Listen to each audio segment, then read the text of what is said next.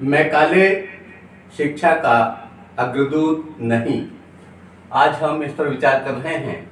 Macaulay is not a Pioneer of education. निश्चित मानिए कि जब यहाँ पर कंपनी का शासन था, ईस्ट इंडिया कंपनी राज्य कर रही थी और यहाँ पर 1813 का आज्ञा पत्र आया। प्राच्य पाश्चात्य विवाद हुआ। प्राच्य पाश्चात्य विवाद में ये तय करना था कि ये जो राशि 1 लाख रुपए की रखी गई है, इसे किस मद पर खर्च किया जाएगा, भारतीय साहित्य का उत्थान होगा या पाश्चात्य का। और इसमें एक विवाद खड़ा हो गया कि किस पर खर्च की जाए। ऐसे में यहाँ पर प्राच्यवादी दल के नेता थे लॉर्ड प्रिंसिप। उन्होंने समर्थन किया प्राच्य भाषाओं का, जो यहाँ की भाषाएं थीं, और एक दल जिसमें यहाँ के लोग भी शामिल थे, उन्होंने पाश्चात्य का समर्थन किया। 1813 के आज्ञा पत्र और प्राच्य पाश्चात्य विवाद के समय एक नाम बहुत प्रसिद्ध हुआ और इन्हें वहाँ से, जो कि कानूनी सलाहकार की समिति के एक सदस्य थे मैकाले महोदय, इनको यहाँ पर भेजा गया कि आप वहाँ पर जाएं और जा करके यहाँ की इस प्रॉब्लम का समाधान करें, क्योंकि उस समय हर 20 साल के बाद नीति बना करती थी और 1813 के आज्ञा पत्र की बात थी, तो इसमें आप 20 जोड़ लीजिए, 1833। तो 1833, 34, 35 ये मैकाले से प्रभावित क्षेत्र रहा और इस समय मैकाले यहाँ पर आए। और ये कहना उचित ही होगा कि जिसकी लाठी उसकी भैंस। मैकाले ने तो वहाँ की भाषा का समर्थन किया कि आंग्ल साहित्य का अध्ययन होगा, आंग्ल भाषा के माध्यम से होगा और सब कुछ उनके लिए ही होगा। हालांकि प्राच्यवादी दल के नेता प्रिंसिप ने इनकी हर एक बात की धज्जियां उड़ा दी, लेकिन फिर भी अंततः हुआ वही कि जिसकी लाठी उसकी भैंस। लेकिन फिर भी इसे शिक्षा का अग्रदूत नहीं कहा जा सकता। उस समय के फैक्ट्स को मैं एक एक करके आपके समक्ष रख रहा हूँ। इस समय पहली बात कि राजा राम मोहन राय व उनके सहयोगियों के प्रयास से भारत में अंग्रेजी शिक्षा के जो माहौल था वो बना इस संदर्भ में कि हाँ, यह भी दी जा सकती है, और इतना प्रतिकूल भी रहा माहौल कि पूरी तरह से सब कुछ उस अंग्रेजी शिक्षा के अधीन न हो जाए, अंग्रेजी व्यवस्था के अधीन न हो जाए। ईसाई मिशनरियों, कंपनी के कर्मचारियों तथा प्रगतिशील भारतीयों का भी योगदान रहा इस आंग्ल भाषा के वर्धन में। इसलिए केवल मैकाले को आधुनिक शिक्षा का अग्रदूत मानना उचित नहीं है और यहाँ पर अंग्रेजी शिक्षा के लिए माहौल की पृष्ठभूमि तैयार हो गई थी। दूसरी बात, वेद, पुराण, उपनिषद, अरबी, फारसी यानी फारसी साहित्य और संस्कृत साहित्य को मैकाले महत्वहीन मानता था। उसने बिना इनका अध्ययन किए ही इस सारी साहित्य का बहुत ही कटु आलोचना की और यूरोप के एक अच्छे पुस्तकालय के एक खाने में रखी हुई किताबों से उनकी तुलना की। आप ये समझिए, जब इसको ये आता ही नहीं था, संस्कृत जानता नहीं, अरबी जानता नहीं, फारसी जानता नहीं, तो वहां के साहित्य के बारे में टिप्पणी करने का अधिकार इसे किसने दे दिया? जिस चीज को ये समझ ही नहीं रहा है और उसको कह रहा है कि उसमें जो ज्ञान निहित है वो इतना कम है, इतना कम है कि ब्रिटिश की लाइब्रेरी की एक शेल्फ में रखी हुई किताबों का ज्ञान उससे ज्यादा है। इस तरह की बात मैकाले महोदय ने की, तो यह भी ये सिद्ध करती है उसकी अज्ञानता को, उसकी अपनी भाषा के प्रति समर्पण को। यह मानने में कतई दिक्कत नहीं है कि मैकाले अंग्रेजी भाषा का बहुत बड़ा विद्वान था, लेकिन ये मानना कि वो हर क्षेत्र का विद्वान होगा, ये गलत था और उसे शिक्षा का अग्रदूत नहीं माना जा सकता। उसकी वजह से भारतीय कई भाषाएं कुम्हला गई, उनका विकास रुक गया। अगली बात, मैकाले की अज्ञानता, संकीर्णता व अशिष्टता ने उसे भारतीय दर्शन, इतिहास, ज्योतिष व चिकित्सा शास्त्र का उपहास करने के लिए बाध्य किया। उसने कहा कि अगर अंग्रेजी बालाएं यहाँ के विज्ञान को पढ़ लें तो वे हंस पड़ेंगी। इस तरह की बात वो कहा करता था।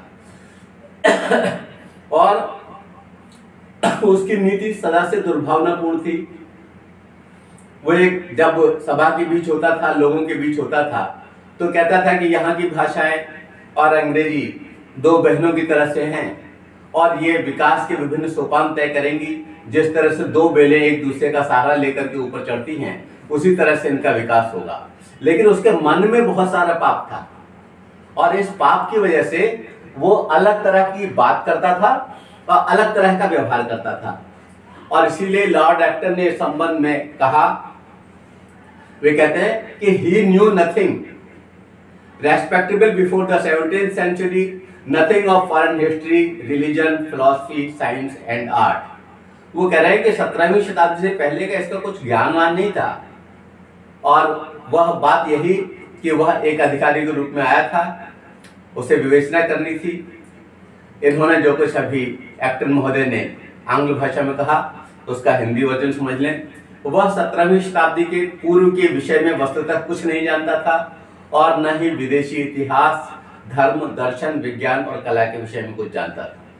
जब वो जानता ही नहीं था तो उस पर अधिकारपूर्ण टिप्पणी करने का अधिकार था, क्योंकि वो लोग शासन कर रहे थे और यहाँ के लोगों के ऊपर उनका अधिकार था। एक और बात जो बहुत महत्वपूर्ण है और ध्यान देने वाली है कि वह भारत में एक ऐसे वर्ग का निर्माण करना चाहता था जो रुचि, विद्वता व विचार में अंग्रेज हों एवं रक्त व वर्ण में भारतीय हों। वह पाश्चात्य सभ्यता व संस्कृति को हिंदुस्तान पर लाद कर यहाँ की सभ्यता को और यहाँ की संस्कृति को नष्ट करना चाहता था, इसमें कतई संदेह नहीं। ऐसे व्यक्ति को भारतीय शिक्षा का विद्रूत कहना अपने आप में एक मजाक सा लगता है। अगली बात कि ये महोदय भारत की धार्मिक एकता को विखंडित करना चाहते थे और धर्म निरपेक्षता की आड़ में ईसाई मिशनरियों को बढ़ावा देना चाहते थे। जैसा कि 1936 में उन्होंने अपने पिता को एक पत्र लिखा और उस पत्र में जो कुछ उन्होंने लिखा था उसकी इबारत ये कहती है कि यह निष्पक्ष नहीं था और इसके दिमाग में कुछ और खेल चल रहा था। क्या लिखा उसने उस लेटर में, उनके वो शब्द आपको सुनाता हूँ। No Hindu who has received English education never remains attached to his religion. It is my firm belief that if our plans of education are followed up, there will not be a single idolater among the respectable classes in Bengal 30 year hence। इन्होंने जो कुछ भी कहा उसका हिंदी आशय समझिए। खून खौलाने की आवश्यकता नहीं है, क्योंकि हम जिस समय की बात कर रहे हैं वह 1813 से लेकर के और 35 तक की स्थितियों की बात है और आज उस समय को गुजरे हुए काफ़ी समय हो गया है। और किसी भी विषय वस्तु को समझने के लिए अगर हम उस काल में अपने आप को पहुंचा लें, ये मान लें कि हम उस काल में हैं, तब उसकी अच्छी विवेचना होती है और तब वह अच्छी तरह से समझ में आता है। वह काल ऐसा काल था जब हम गुलाम थे, जब हमारे ऊपर अंग्रेज शासन कर रहे थे, जब बाहर से आई हुई ईस्ट इंडिया कंपनी धीरे धीरे कर कर काबिज होती चली गई और बाद में महारानी विक्टोरिया का शासन भी हुआ। तो उस काल विशेष में मैकाले का आना और अपनी भाषा को समर्थन देना उसके हिसाब से अच्छा रहा होगा, लेकिन भारत के हिसाब से वो शिक्षा का विद्यूत नहीं था। भारत में ज्ञान पहले से था, शिक्षा पहले से थी। इन्होंने जो कुछ कहा उसका हिंदी वर्जन सुने। कोई भी हिंदू ऐसा नहीं है जो अंग्रेजी शिक्षा प्राप्त करके अपने धर्म के प्रति ईमानदारी से लगाव रखता हो। मेरा दृढ़ विश्वास है कि यदि हमारी शिक्षा योजना को व्यावहारिक रूप प्रदान कर दिया गया तो 30 वर्ष पश्चात बंगाल के उच्च वर्ग में कोई भी मूर्ति पूजक शेष नहीं रह जाएगा। आप समझिए इसके पीछे क्या आशय हो सकता है, क्या मंशा हो सकती है। उसकी पॉलिसी में छिपी हुई बात यह थी कि वह यहाँ की धार्मिकता पर चोट कर रहा था, वह यहाँ के विश्वासों पर चोट कर रहा था, वह यहाँ की आध्यात्मिकता पर चोट कर रहा था। शिक्षा देने का उसका कोई इरादा न था। ऐसे में उसे शिक्षा का गुरुदूत कहना किसी भी लिहाज से अच्छा नहीं लगता। और इससे पहले ज्ञान का यहाँ प्रादुर्भाव हुआ। अगर इंग्लैंड की आप दशा देखना चाहें तो वहाँ पर जो पहला विद्यालय शुरू हुआ था, उस समय तक हमारे यहाँ नालंदा विश्वविद्यालय, बहुत सारे विश्वविद्यालय, नदिया, जगतगला, कहाँ पर शिक्षा के केंद्र बन चुके थे। और वहाँ पर 2 कमरे से शुरू हुआ, एक गैराज से, और वहां से आने वाला व्यक्ति यहाँ पर इस तरह की बात कर रहा था। तो आप समझिए कि हमें उस काल विशेष में जाकर के अध्ययन की आवश्यकता है, शोध की आवश्यकता है। और आज के समय में उस समय की कोई भी बात रखना, विवेचना करना बहुत ज्यादा पढ़ने के बाद ही संभव हो पाएगा। इसलिए उस काल को अच्छी तरह से पढ़ करके उसकी विवेचना अच्छी तरह से हो सकती है। और मैं नेक्स्ट बिंदु की ओर बढ़ता हूं कि भारतीय प्राच्य भाषाओं की पूर्ण उपेक्षा कर केवल अंग्रेजी भाषा को शिक्षा का माध्यम बनाना किसी भी दृष्टिकोण से उचित नहीं था। एस.एन. मुखर्जी एक जानी मानी हस्ती शिक्षा के क्षेत्र में कहते हैं, His recommendations about the use of English as the only medium of instruction cannot be justified. उसे जस्टिफाइड किया ही नहीं जा सकता।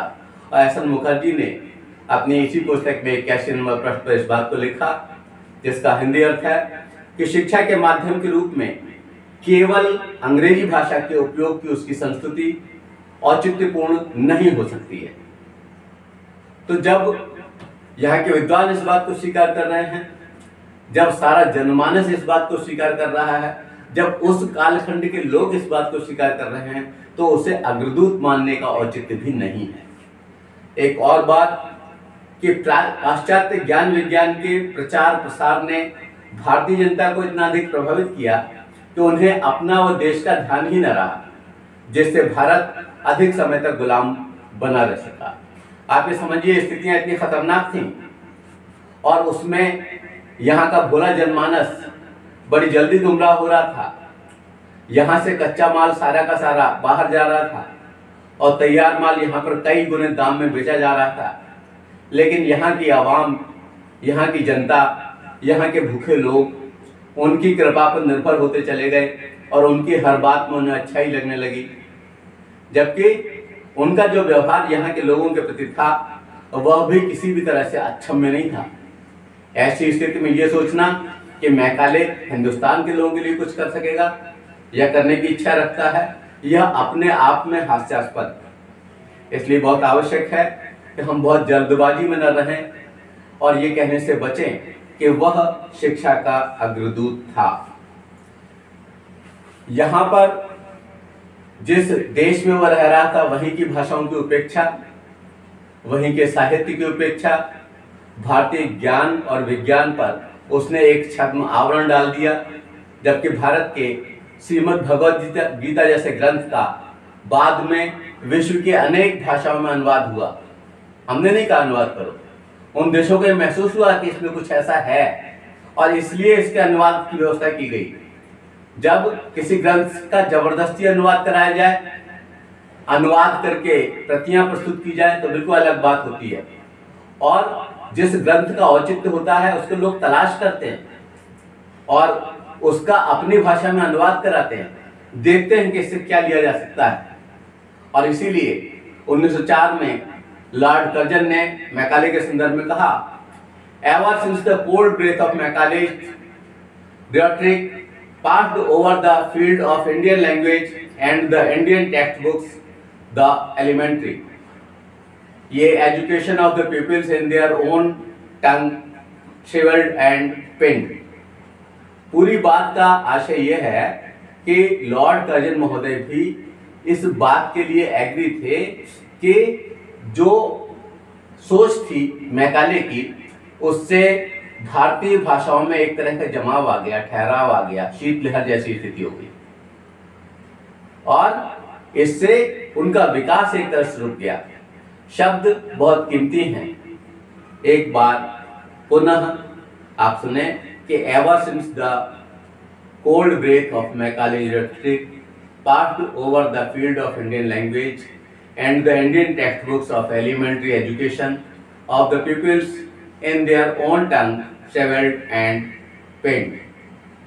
जब मैकाले की अलंकृत भाषा, कौन सी भाषा? अंग्रेजी, की शीतलहर भारतीय भाषाओं और पाठ्यपुस्तकों के क्षेत्र से होकर गुजरी, तब वे अपनी स्वयं की भाषा में छात्रों की प्रारंभिक शिक्षा की बेलें कुम्हला गईं और कराहने लगी। यहाँ की भाषाएं दम तोड़ने लगी। इनकी जो भी आर्थिक मदद हो सकती थी, उस मदद के ऊपर उसका कुठाराघात रहा। इसको समाप्त करने के लिए उसने अपनी तरफ से कोई भी कमी नहीं रख छोड़ी। यहाँ पर उर्दू, अरबी, फारसी, संस्कृत शिक्षा और यहाँ की क्षेत्रीय भाषाएं सभी पनप रही थी और ऐसी शिक्षा व्यवस्था थी कि सभी को सिंचन का पानी मिल रहा था और सभी प्रगति उन्मुख थी। लेकिन उसने केवल अंग्रेजी का समर्थन करके बाकी को दम तोड़ने पर विवश किया। मैकाले असल में शिक्षा से कोई सरोकार रखता नहीं था। मुख्य बात यह थी कि मैकाले कंपनी के शासन हेतु सुयोग्य व वफादार कर्मचारी तैयार करना चाहता था। उसका उद्देश्य भारत में शिक्षा का प्रसार करना नहीं था। उसने स्वयं लिखा है, उसके खुद के शब्द हैं। अब इनको सुनकर तो कोई कह ही सकता है कि वह शिक्षा के लिए नहीं था और शिक्षा का अग्रदूत नहीं था। क्या लिखते हैं वे कहते हैं कि we must at present do our best to form a class who may be interpreters between us and the millions of whom we govern। ये मैकाले मिनट में आपको देखने को मिल जाएगा। इसका अर्थ हुआ कि हमें इस समय एक ऐसे वर्ग का निर्माण करना चाहिए जो हमारे और उन लाखों व्यक्तियों के मध्य द्विभाषीय बन सके जिन पर हम शासन करते हैं। आप समझिए, नीति बिल्कुल स्पष्ट हो गई, भाव बिल्कुल स्पष्ट हो गया और उसके शब्दों ने जो कुछ बयां किया है उससे यह पूरी तरह स्पष्ट है कि शिक्षा के विस्तार की उसकी कोई व्यवस्था नहीं थी। वो केवल शासन करना चाहता था और शासन व्यवस्था को सुदृढ़ करना चाहता था। एक तो हर 20 साल बाद भारत की शिक्षा की विवेचना और उसके बाद फिर केवल वो जैसे तैसे जीवित रह पाए इतनी व्यवस्था भर कर देना, ये पर्याप्त नहीं था। और इनकी नीति इस तरह की थी कि जब हिंदुस्तान आज़ाद भी हो जाए तब भी ब्रिटेन से हमेशा 20 साल पीछे रहे और इसके लिए इनकी सारी नीतियाँ बनती रही। और इसीलिए उन्होंने 20 साल का समय शिक्षा नीति बनाने के लिए भी रखा। और 33, 34, 35 जो मैकाले से प्रभावित समय था, उस समय मैकाले की नीति पूरी तरह से स्पष्ट थी कि शिक्षा के बारे में दिखावा करना है और ध्यान रखना है कि किस तरह की पॉलिसी बनाई जाए जिससे कि शासन व्यवस्था बेहतर चले। तो उस व्यक्ति को शिक्षा का अग्रदूत कहना किसी भी लिहाज से अच्छा नहीं हो सकता। वस्तुतः मैकाले भारतीय भाषाओं, संस्कृति व जनसाधारण की शिक्षा के प्रसार में बाधक बना। उसे भारत में आधुनिक शिक्षा का, प्रगति का पथ प्रदर्शक अथवा पाश्चात्य शिक्षा का अग्रदूत कहना उचित नहीं है। इस संबंध में एक प्रसिद्ध विद्वान हुए हैं जेम्स महोदय, उन्होंने क्या कहा, उनके शब्द आपके बीच रखता हूं। His pronouncement are too glib, too confident, too unqualified and sometimes error against good taste। ये एजुकेशन एंड स्टेटमैनशिप इन इंडिया में HR जेम्स के शब्द थे, जिसका हिंदी आशय है कि उसकी घोषणाएं व्यर्थ बकवासों, अपने आप पर अपार विश्वास तथा अहम मान्यताओं से परिपूर्ण थी। कभी कभी उनमें सुरुचि का अभाव प्रस्फुटित होता है। तो यहाँ जो सारी की सारी विवेचना हुई, वह सारी विवेचना यह सिद्ध करने में सक्षम है कि लॉर्ड मैकाले महोदय हिंदुस्तान आए और उनके दिमाग में ये बात थी कि यहाँ की भाषाओं का पराभव हो, अंग्रेजी की स्थापना हो, और ऐसी स्थिति में उनके जो भी प्रयास किए वो शिक्षा के विकास के लिए नहीं बल्कि उनकी शासन व्यवस्था को सुदृढ़ करने के लिए थे। तो ऐसे व्यक्ति को भारतीय शिक्षा का अग्रदूत कहना किसी भी लिहाज से उचित नहीं है। और आप सब इसका गहन चिंतन मंथन करें और इस परिप्रेक्ष्य में करें कि आप उस काल में हैं जिस समय हम आज़ाद नहीं हैं, जिस समय यहाँ पर एक विदेशी कंपनी आई है और उसका आधिपत्य है और उससे जुड़े हुए लोग आ रहे हैं। तो आपकी समझ में आएगा कि किस तरह से क्या दिखावा हुआ और वास्तव में क्या हुआ, यहाँ की भाषाओं के हनन का एक रास्ता तैयार हो गया, तो हम मैकाले को शिक्षा का अग्रदूत बिल्कुल नहीं कह सकते। धन्यवाद। जय हिंद, जय भारत।